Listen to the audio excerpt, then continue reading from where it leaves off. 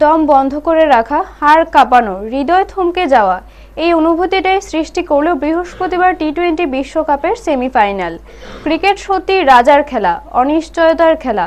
এবার তা আবারও প্রমাণিত হলো। মুম্বাই ওয়ানখেড়ে স্টেডিয়ামে ভারত ও ইংল্যান্ডের লড়াই এক নতুন ইতিহাস রচনা করল। দুই দল মিলে 499 রান সংগ্রহ করল। ভারত 253 এবং ইংল্যান্ড 246। ভারত 34টি সীমানা পেরিয়ে ছক্কা মেরেছিল। খেলার প্রতিটি মুহূর্ত ছিল উত্তেজনায় ভরা। বিশেষ করে 18তম ওভারটি দর্শকদের রক্তচাপকে বাড়িয়ে দিয়েছিল।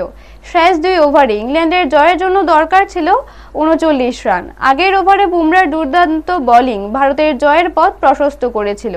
কিন্তু ম্যাচের সবচেয়ে চমকপ্রদ অংশ ছিল ভেটেলের একক যাত্রা। 22 বছর বয়সী এই যুবক মাত্র 45 বলে 100 রান করে ইংল্যান্ডকে জয়ের কাছাকাছি নিয়ে এনেছিল। তার ব্যাটিংয়ে যেন ভারতের সমর্থকদের রক্তচাপ এক সময়ে চূড়ান্ত সীমায় পৌঁছে যায়। ভারতীয় 11 জন খেলোয়াড়, স্টেডিয়ামের দর্শক এবং কোটি কোটি অনলাইন দর্শক সবাই একসঙ্গে এই অবিশ্বাস্য মুহূর্তের অংশ হয়।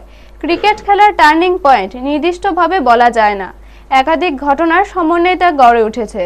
17তম ওভার বুমরার 9 রান, অক্ষর প্যাটেলের দারুণ ক্যাচ এবং শেষ 3 ওভার সব মিলিয়ে খেলার রং পুরোপুরি পাল্টে গেল। শেষ পর্যন্ত ভারতের 2 অলরাউন্ডার শুভম দুবে এবং হার্দিক পান্ডিয়া জয়ের কাজটি সম্পন্ন করলেন। 2026 টি-20 বিশ্বকাপের দ্বিতীয় সেমিফাইনালে এই ম্যাচ দেখল গোটা বিশ্ব।